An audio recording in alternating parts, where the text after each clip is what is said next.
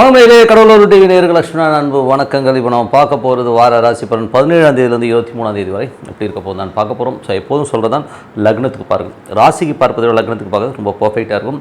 அதுவும் உதாரணமாக ஒரு மகர லக்னம் ஒரு விருச்சிக ராசினா விருச்சிக ராசிக்கான பலன்களை பார்க்கறதோட மகர ராசிக்கான பலன்கள் ரொம்ப பர்ஃபெக்டாக இருக்கும். அதே மாதிரி வீடியோட ஃபஸ்ட்டு பொது பலன்கள், அதுக்கப்புறம் பார்த்திங்கன்னா தசாபுத்தி பலன்கள் இருக்கும். ஸோ தசாபுத்தி பலன்களில் உங்களுக்கு என்ன தசாபுத்தி அந்த நடக்குதோ அதையும் நோட் பண்ணி வச்சு பண்ணும்போது ரொம்ப பர்ஃபெக்டாக இருக்கும். ஸோ வீடியோட டிப் ஆஃப் த வீக் இருக்குது, மறக்காமல் பாருங்கள். ரிஷபராசிக்கு பார்த்தீங்கன்னா உங்களோட ராசி அதிபதி சுக்கிரன் 2லிருந்து இப்போ பார்த்தீங்கன்னா 2ல் இருக்கிறார். ஸோ 2லும் அதுவும் சுக்கிரனுடைய செவ்வாயோட சாதத்தில் போகும்போது குடும்பத்திற்கான ஒரு சுப நிகழ்ச்சிகள் சார்ந்த விஷயத்திற்காக கொஞ்சம் செலவு பண்ணுறதுக்கான திருமணம் சார்ந்த விஷயங்களுக்காக செலவு பண்ணுறது, இந்த மாதிரி விஷயங்கள் நிறைய இருக்கும். கொஞ்சம் அலைச்சல்கள் மேற்கொள்வதற்கான ரொம்ப நல்லா இருக்குங்க. அதுக்கப்புறம் பார்க்கும்போது உங்களது 3ஆம் அதிபதி சந்திரன் பார்த்தீங்கன்னா உங்களுக்கு 6ல் போகும்போது வேலை சம்பந்தமான விஷயங்கள் நல்ல ஏற்றங்கள் நல்ல மாற்றங்கள் இருக்கும். சுப நிகழ்ச்சிகள் நடத்துவதற்கான வாய்ப்பு ரொம்ப சிறப்பாக இருக்குங்க. கொஞ்சம் வெள்ளி சனி மட்டும் கொஞ்சம் கவனமாக இருந்துக்கணும், மற்றபடி எல்லாமே சிறப்பு தான். அதுக்கப்புறம் பார்க்கும்போது உங்களுக்கு 4ஆம் அதிபதி சூரியன் 2ல் இருக்கும்போது பூமி சம்பந்தமான விஷயங்கள் தாயார் சம்பந்தமான விஷயம் நல்ல லாபங்கள் வருவதற்கான வாய்ப்பு ரொம்ப சிறப்பாக இருக்குது. நல்ல ஏற்றங்கள் நல்ல விஷயங்கள். சில நேரங்களில் பார்த்தீங்கன்னா குடும்பத்திற்காக கொஞ்சம் விரயங்கள் பண்ணி கொஞ்சம் பராமரிப்பு வேலைகள் வீடு சம்பந்தமான விஷயங்களோ இந்த மாதிரி விஷயத்துக்காக பராமரிப்பு வேலைகள் செய்கிறது, வண்டி வாகனங்களுக்கான ஒரு சர்வீஸ், இந்த மாதிரி விஷயங்கள் கண்டிப்பாக ஏற்படுத்தலாம்.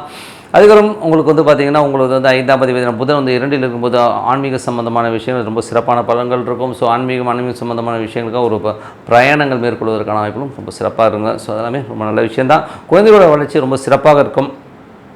அதுக்கப்புறம் பார்க்கும்போது உங்களுக்கு 6ஆம் அதிபதி சுக்கிரன் 2ல் இருக்கும் வேலை சம்பந்தமான விஷயம் நல்ல ஏற்றங்கள் நல்ல மாற்றங்கள் இருக்கும். இருந்தாலும் தேவையில்லாத ஒரு மன உளைச்சல்கள் ஒரு அலைச்சல்கள் இருக்கும் வேலையில். காரணம் என்னென்னா அது சுக்கிரன் செவ்வாயுடைய சாரத்தில் போகும்போது கொஞ்சம் ஒரு 3-4 நாளைக்கு பார்த்திங்கன்னா தேவையில்லாத அலைச்சல்கள் ஒரு மன உளைச்சல் ஏற்படும். அதுக்கப்புறம் எல்லாமே சரியாயிடும். ஸோ அதுக்கப்புறம் பார்க்கும்போது உங்களுக்கு 7ஆம் அதிபதி செவ்வாய் 12ல் இருக்கும்போது கொஞ்சம் ஒரு சின்ன ஒரு ஸ்ட்ரெஸ்ஸையோ டென்ஷனையோ கண்டிப்பாக ஏற்படுத்தும். ஸோ அதுக்கப்புறம் எல்லாமே சரியாயிடும்.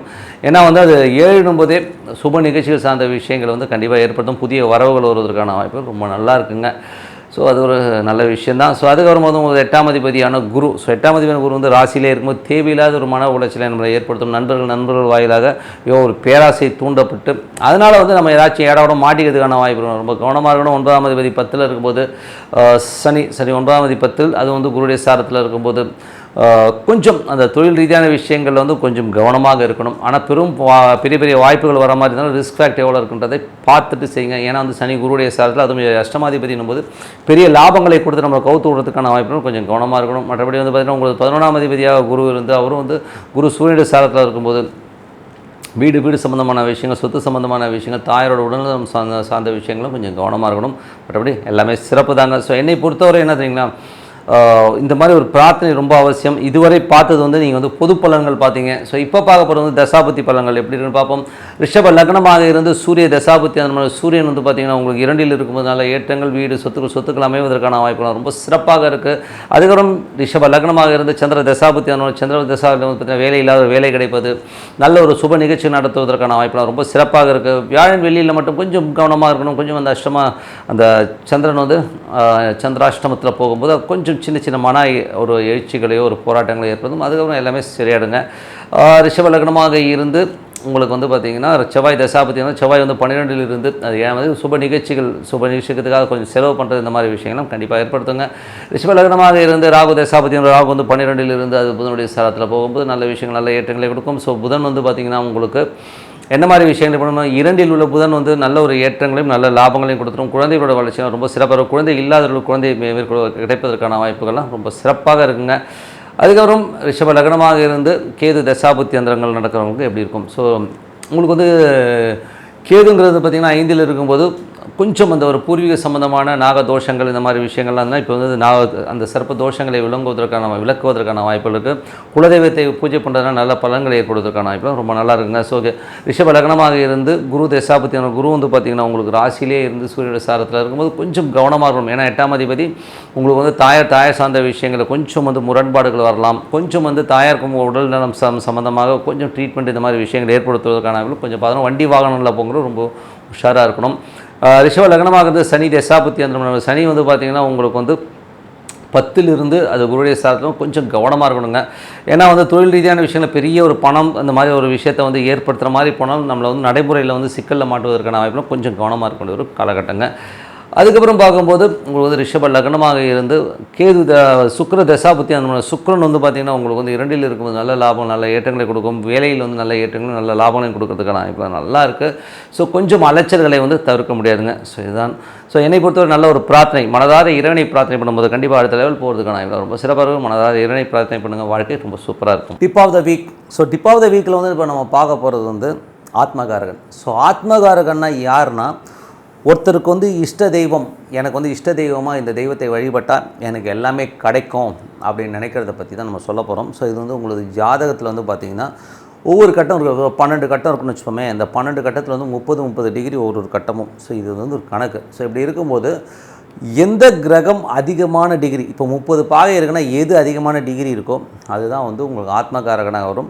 ஸோ அந்த தெய்வத்தை வழிபட்டிங்கன்னா நீங்கள் வந்து அடுத்த கட்டத்துக்கு வந்து ரொம்ப சூப்பராக போகலாம். அது மட்டும் இல்லாமல் அது கிளாரிட்டி கொடுக்கும். ஸோ லைஃப்பில் வந்து அடுத்த கட்டத்துக்கு போகிறதுக்கான கிளாரிட்டி வந்து ரொம்ப சூப்பராக கொடுக்கும். ஸோ அது வந்து எந்த மாதிரி விஷயங்கள், இப்போ உதாரணமாக ஒரு சூரியன் அதிக டிகிரியில் இருக்குன்னு வச்சுக்கோமே, அது வந்து 30 டிகிரிக்குள்ளே தான் இருக்கும். 30 டிகிரி ஒரு கட்டம்னா அதில் வந்து சூரியன் இருக்குன்னு வைங்களேன். அதில் வந்து நீங்கள் உங்கள் எல்லா கிரகத்தையும் பார்க்கும்போது எந்த கிரகம் அதிகமாக இருக்கோ அதை வந்து நம்ம ஆத்மகாரனாக எடுத்துப்போம். ஸோ அது வந்து உங்களுக்கு அதாவது உபாசனை தெய்வம். ஸோ உபாசனை தெய்வமாக அது வழிபடுவோம். அந்த உபாசனை தெய்வங்கிற போது சூரியனாக வருதுன்னு வைங்களேன், ஈஸ்வர வழிபாடு. ஸோ மனதார இறைவனை வந்து வழிபாடுபடுறது வந்து அந்த ஈஸ்வர வழிபாடு வந்து சூரியனுக்கு வருங்க. ஸோ சந்திரனுக்கு வந்து பார்த்திங்கன்னா ஈஸ்வரன் கோயிலில் இருக்க அம்மன். ஸோ அது சொர்ணாம்பிகை பாலாம்பிகைன்னு இருப்பாங்க. ஸோ அவங்களை வழிபாடு பண்ணும்போது அது வந்து அந்த உபாசனை தெய்வமாக இருந்து உங்களோட பேசுங்க. அதுக்கப்புறம் செவ்வாய்னா எல்லாருக்குமே தெரியும் முருகன். ஸோ முருகனை வந்து உபாசனை தெய்வமாக எடுத்து ஓம் முருகா ஓம் முருகன் பிரார்த்தனை பண்ணும்போது நம்ம அடுத்த கட்டத்திற்கு போகிறதுக்கான வாய்ப்புலாம் ரொம்ப சிறப்பாக இருக்கும். ஒரு கிளாரிட்டி கிடைக்கும். அதுக்கப்புறம் பார்த்திங்கன்னா உங்களுக்கு வந்து ராகு. ஸோ என்றைக்குமே வந்து ராகுன்னும் போதே காளி. ஸோ காளி நல்ல ஒரு உக்கிரமான ஒரு காளி தெய்வத்தை வழிபாடு பண்ணும்போது அந்த ராகுங்கிறது வந்து ரொம்ப சூப்பராக இருக்கும். ஒரு உதாரணத்துக்கு சொன்னால் ஒரு வக்கரகாளியை வணங்குறீங்கன்னு வச்சோம், ஓம் வக்கரகாளின்னு சொல்லும்போது அது வந்து உங்களை வந்து ஒரு பெரிய லெவலில் உங்களுக்கு கிளாரிட்டி கொடுக்கும், ரொம்ப சிறப்பான பலன்களை கொடுக்குங்க.